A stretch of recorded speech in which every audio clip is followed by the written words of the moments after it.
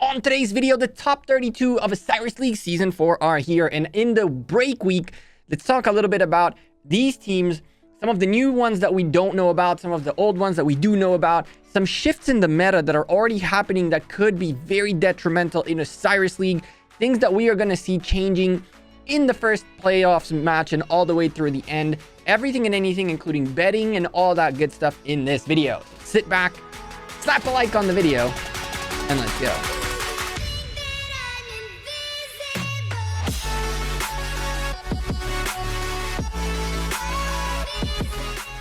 Hey there, YouTube. Welcome back to Gekko Gaming. Yep, the top 32 are here. They've been here for about a week now. We are in the week, or that's a break week.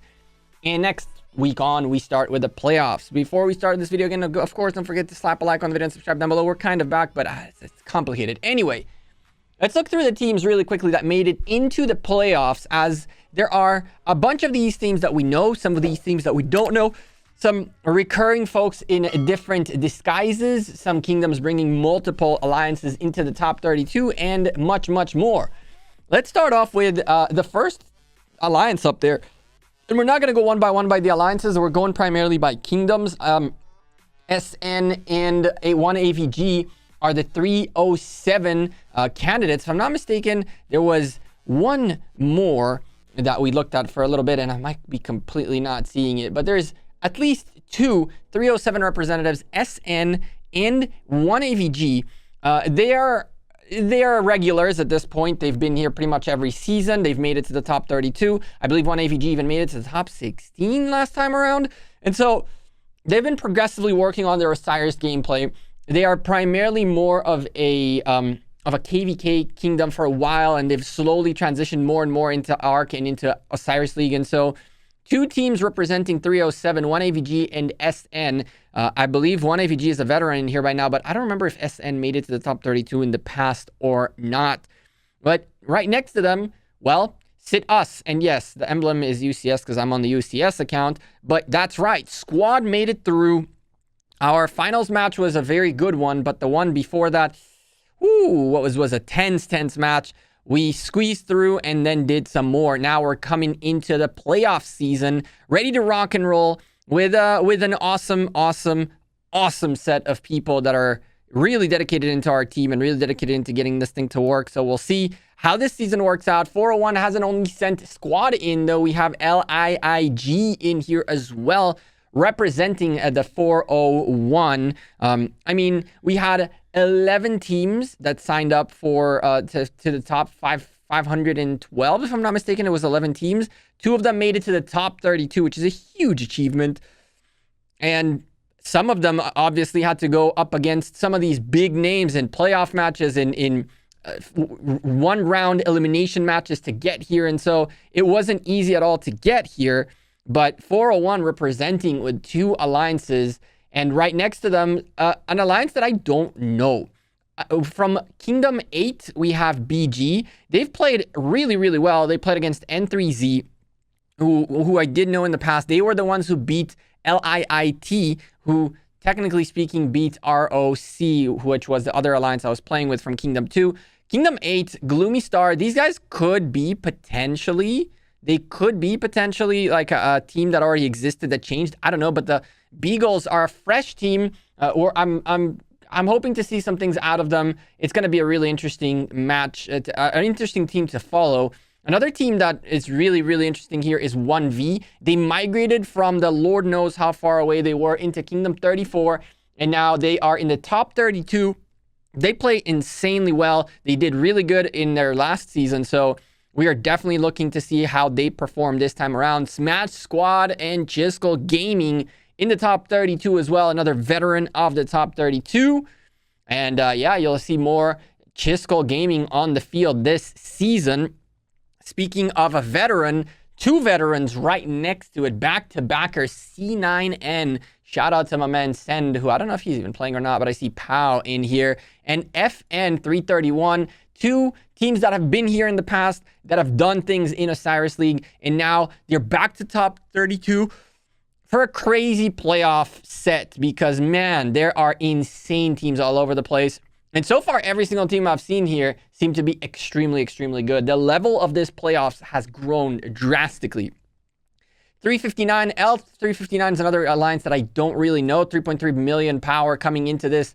And just to give you a little bit of a comparison, Squad is rolling with 3.8. Smash Squad is rolling with 3.6. So 3.3 is not weak. It's not bad. These guys had an easy cruise through the playoffs all the way to the top 32. Now things are going to get interesting, and they're right next to 411K or 114K. 411K switched to Kingdom 114, so they have the ability to compete at the highest levels of Osiris League without missing a commander. We know these guys, the regulars in the playoffs. It's going to be an interesting one to see. 396 is also a team that I seem to recognize, but I don't really. So I'm hoping that these guys are nuts. 4 billion power is no joke. And I mean, this whole playoffs is stacked. From Bunny and TR, shout out to 254. They bring in a second team as well in the form of SX54, which I believe this is old Rose. Rose migrated into 254, and I'm not so sure whether they're here or here. Obviously, you don't see Rose on the field this time around.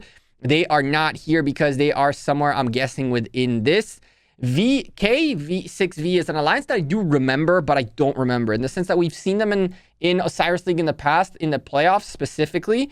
They beat Go GT out of top 32. They beat FCN out of top 32. And so these guys are no joke, coming in with 3.1 billion power.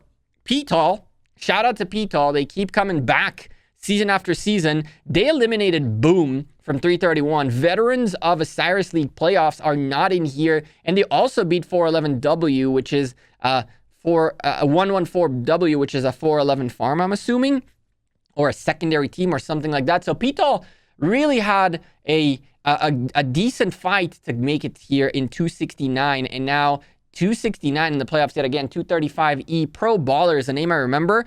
They beat Dot, who, if I'm not mistaken, have been in the playoffs in the past in their qualification round in the knockout stage. So interesting things going on in here. A new team that I have not heard of is Song. Song is going to be really, really interesting to see what they bring to the table. They beat TRO in here. They took out one of the 254 alliances from the playoffs.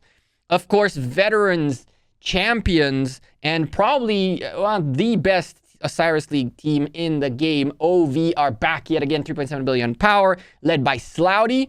And of course, a full roster ready to rock and roll. SX54, like I mentioned, already zeroed. Jeez, they are in a tough KVK against, curiously enough, a neighbor right here, JST from 365. I mean, honestly, 254 coming in hot with another alliance that we've seen in the playoffs in the past. SNC, a great alliance too. I don't really know them, but I've watched a couple of their matches and they seem really solid. We have JST from 365. Shout out to Zhang, to my man Chuni. I think they're playing. I'm not so sure if they are. Bernie saved though, I guess. 415. Z415 is Rhony's team. You guys know them by now. They're back yet again for another Osiris League season. SK57, I don't remember them, but this a little blur between SK57 and SX54. So I will say I don't remember these guys, but another great team that made it to top 32. The Boobs are here, and so are 374. Two very, very tough alliances that have been in playoffs multiple times. 374 actually had to knock out MCO and IKM. Two very decent alliances when it comes to Osiris League. IKM have been in playoffs a couple of times, and I think MCO has been once as well, but I'm not so sure. That name is very familiar. Representing 393 is LN93. I don't really know them. Liberty Neverland. JWM in Kingdom 59 with a leader who's not the leader anymore, Faye. They beat 93T out of this, but they've gone through a tough KVK against OV, and that team is in, I don't know what's going on in here. I can tell you that she doesn't play anymore, so Lord knows what's going on with the JWM team. 1AVG and Phantom and Company, well, better yet, Thor. I mean, nothing that we can say beyond the 307 are a nasty Kingdom, and two of these alliances, SN and 1AVG, are going to pull some weight. 166, another veteran of Osiris League playoffs.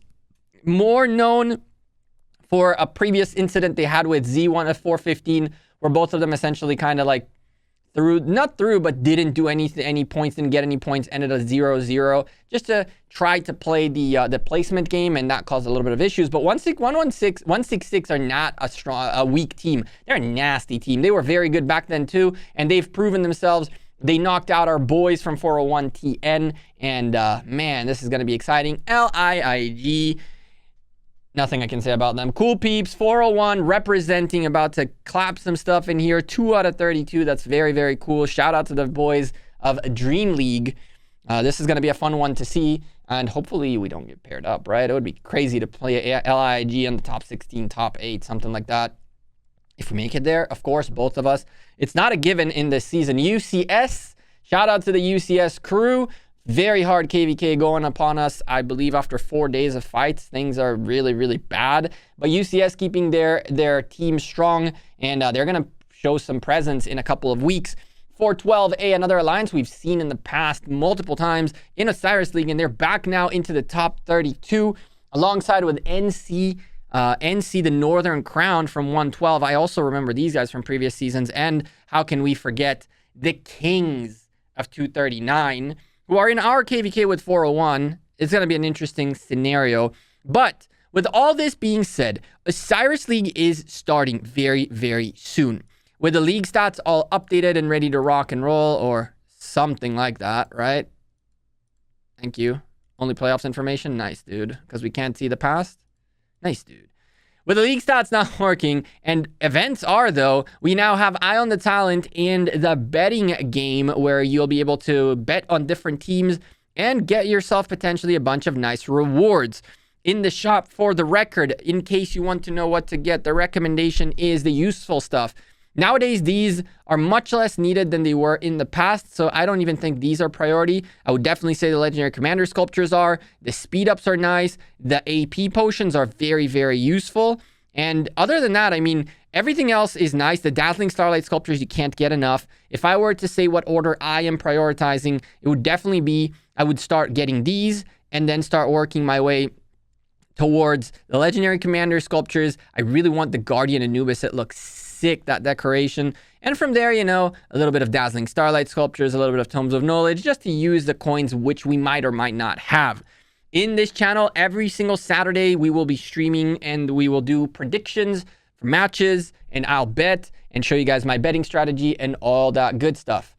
Two things that are shifting in the meta, though, ladies and gentlemen, because there are things shifting in the meta quite drastically, and we got to talk about these things very quickly. So first and foremost, if we scroll down all the way to the bottom, you'll notice this girl right here, Jadwiga. Now, nobody's really tested her too much just yet. There are some tests out there. There are some people maxing her to do their own thing. But I can tell you that my prediction is that she's going to change Osiris League forever, primarily because a cavalry garrison means cavalry can come in and defend. Cavalry is the fastest march in the game. So if you bring 3 cavalries outside the building and you have a cavalry garrison, you can microfill with your own marches the building, retreat one and put in the next one. And while you're waiting on the next one to need to be replaced, that first one can fly home and come back. And because cavalries are so fast, you might be able to actually swap consistently 3 marches back into a building to continually defend it.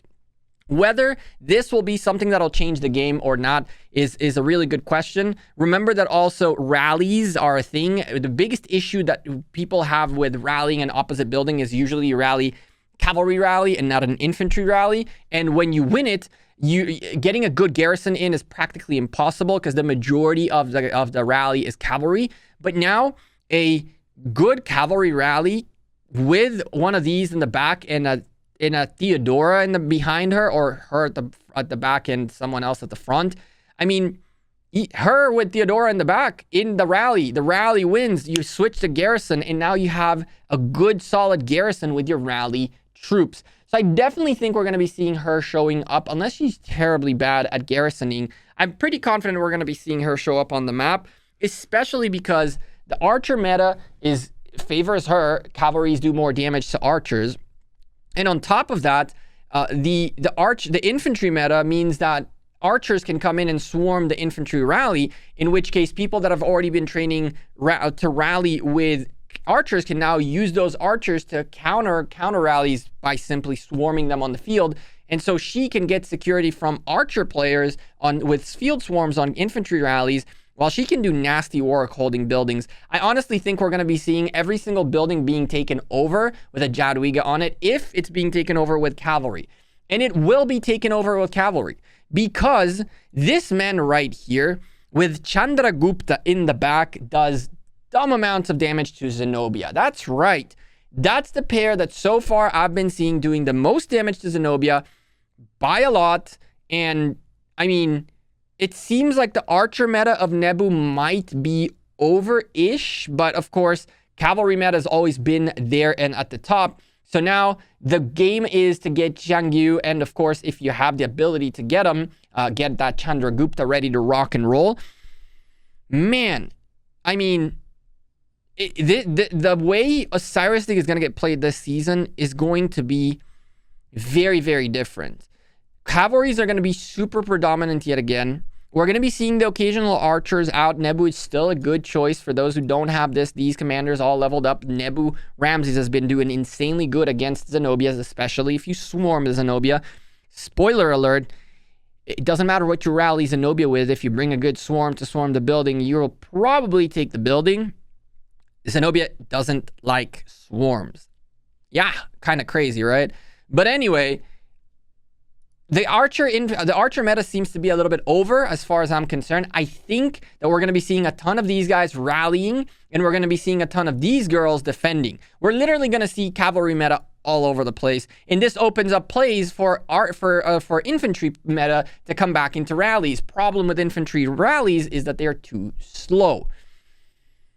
So it's going to be really interesting to see how this Osiris League season develops. I'm super stoked for it. I think we're going to be seeing crazy commander combinations and a change in the meta that's going to show up right in front of our faces. Unfortunately, I don't think the meta was too heavily influenced inside KVK, because by the time these commanders came out, the big portion of the KVKs that were already ongoing finished their fighting, and now KVK is like ours in 401, which, by the way, in 2 days, we have our passes opening up, and of course, we are going to be streaming. Although I don't know whether or not I will have too much to do this KVK, not because of enemies, but because of the fact that, you know, it's like everybody has Zenobia now, so what am I going to do? I am not a top player in 401, apparently, and therefore, yeah, we're going to see if I can end up secondary garrison somewhere, or I don't know, something like that. But anyway, I'm not going to keep rambling because this is already way too long as is. I think we're going to be seeing a meta change. I think we're going to be seeing a lot of cavalry in that Osiris League Season 4. Congratulations to the top 32. It is time to start hopefully being able to cast more of these and cast good matches. Hopefully the matches will be more close than the group matches. And of course, we're going to kick off our playoffs coverage next week on Sunday. And now for real, hopefully every single time zone that we're not playing in a match. What do you guys think about Osiris League this season? What do you guys think about our top 32? Anyone that you guys are surprised with? Who's your dark horse of the season? Let me know in the comments down below, and I'll see you guys in the next Rise of Kingdoms video. Take care and have a good one. Peace.